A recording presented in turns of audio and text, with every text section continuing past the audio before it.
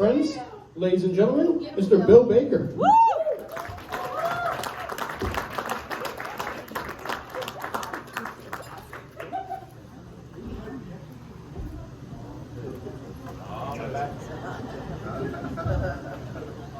First off, ladies and gentlemen, please put your hands together one more time for the very funny and very lovely Matt Clamp.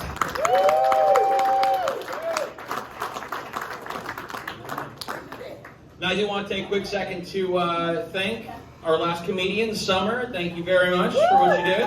Also, thank you to the guy who apparently doesn't eat pussy. We can't all be awesome, I guess.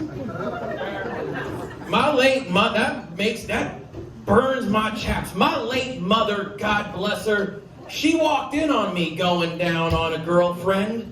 And I know that she died knowing that her son was a giver, and that kept her heart warm. So I'm a little bit disgusted by men who don't eat pussy.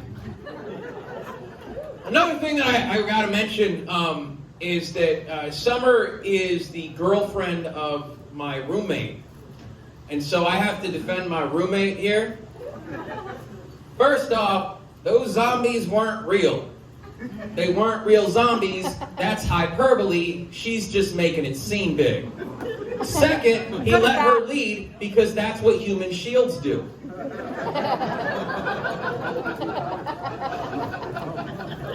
I'm good at pretending it's big. So, I love Summer. She's become a great friend over the last 6 months. And over the last 6 months, I have learned that one of my favorite things in the world is to fact check her during an argument with my roommate. You want to piss somebody else's girlfriend off? It means nothing to me. She just gets pissed. I go upstairs and get high. It's like, fuck it, I won. Curtis gets the makeup sex.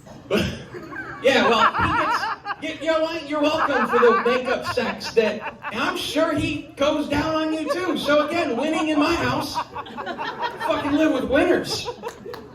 Maybe that's why you're divorced. It's not why I'm divorced.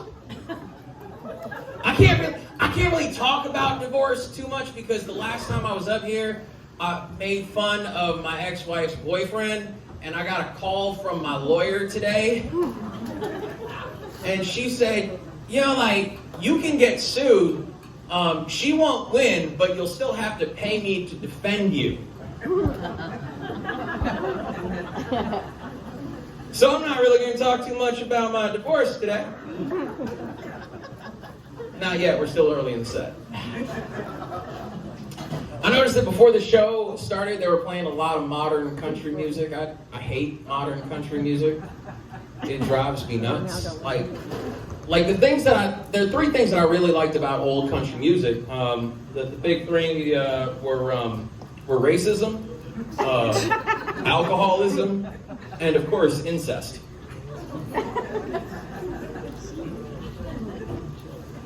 Matt's mom's here tonight. She loves the upward. If you come to these shows on a regular basis, you know that I love Terry. Last time I was up here, I told the joke about her washing my mouth out with soap and how hot it was. After that, she spanked me. It was awesome. Terry, ball's in your court. Speaking of how safe we are around Terry, read a study recently that said women who don't wear a lot of makeup are more likely to be psychopaths. I feel so safe with that woman.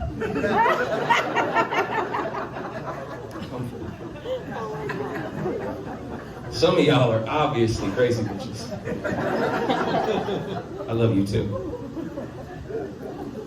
Any veterans in the house tonight? Yeah? Oh, sweet. I'm a veteran as well. All right. Yeah, hell yeah, Sandy. All right. My barber is also a veteran. he got Parkinson's from Agent Orange in Vietnam, so he's got to shake. And so I think about that when he's cutting my hair, that he might accidentally cut my ear off. But then I think about like all the ears that he must have cut in Vietnam, and I start feeling patriotic. The other great thing that he does is for $5, he'll tell you stories about killing communists, which is A, entertaining, and B, really like capitalism at its finest, because I know he's not reporting this on his taxes. Another thing that I've learned over the last, I don't know, couple of years, really, is that people will make up phrases that are the opposite of what they actually are. My favorite one right now is reproductive health, which is a pseudonym for abortion, which is a pseudonym for dead babies, which is the opposite of reproductive health. I don't want you to take that as like I'm not pro-choice. I'm just pro-death. Like, if you want to have an abortion, you should be able to do it with a bazooka.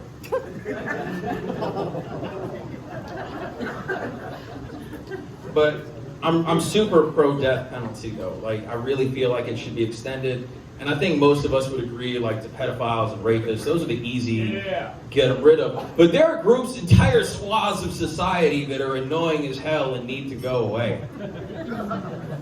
I think anyone who uses the phrase social media influencer to describe themselves in any way, shape, or form, you can get killed. If you've got fit in your Instagram bio, but you don't have an OnlyFans, you've also got to go. If you refer to yourself as a digital creator and no OnlyFans, you know what we're saying here. Butthole pictures are really, they're like a house or oil. They're an asset, right? There's value in your butthole pictures. Don't just give them away.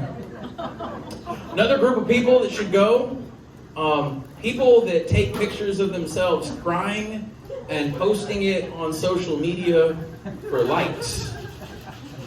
Oh yeah, unless your dog died, who gives a shit? Like, I hope that whatever made you cry makes you cry more, dude. Like, I hope she gave you double herpes. That doesn't make you stronger for sharing your tears on social media. I'm just gonna make fun of you in front of strangers for money. Any divorced folks here? Yeah. Told you we're getting there. Happily. It's great. I love being divorced, right? I love being single after such a long time because I'm learning a lot about myself. I'm learning about what I like in a woman, and I like all kinds of women is what I'm learning, but primarily whores.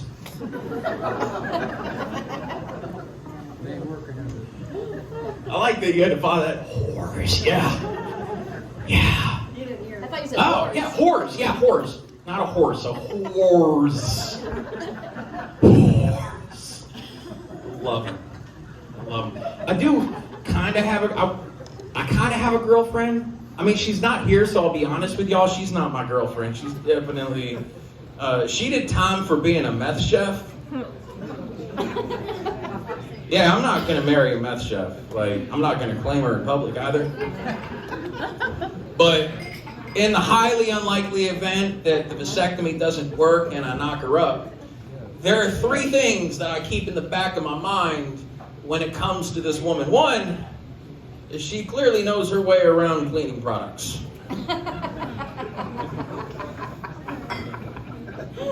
She's an entrepreneur.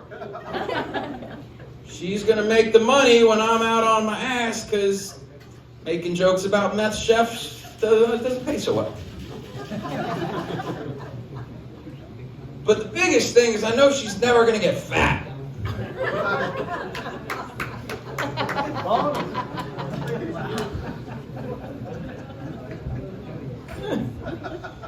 You know, fuck it, I'm gonna go with it. I'm gonna roll the dice here. So while I'm on the topic of being single, the last time I was single was a very, very long time ago. And there was a nice young lady that I cheated on, and I told her that I cheated on her, and it flipped a switch almost immediately. Because I saw her a year later, and she had a crew cut and hiking boots. Oh no. And she was a lesbian. Like serious, fucking serious. Followed up a couple years later to see what she's up to. She is now a he, right? And he has done some incredible things in his life. He was a psychologist in the Army. He has gone on to be a professor in San Francisco, obviously for gender studies. He's got a fucking great beard, by the way. He's got a really solid beard. And I like to think that every morning that dude looks at the mirror and said, clearly doing better than that guy. I can do. And as a 19-year-old young lady, she said, I can be a better man. And she did. She did. You know what? God bless her. Sorry, I get in the phone. Yeah, no, call you later, buddy. Damn, sorry. Yeah, so what a bad time. Thank you. All right, any parents in the house? Woo! Yeah. All right. I got kids. Clearly. I fuck. I also like to get really stoned.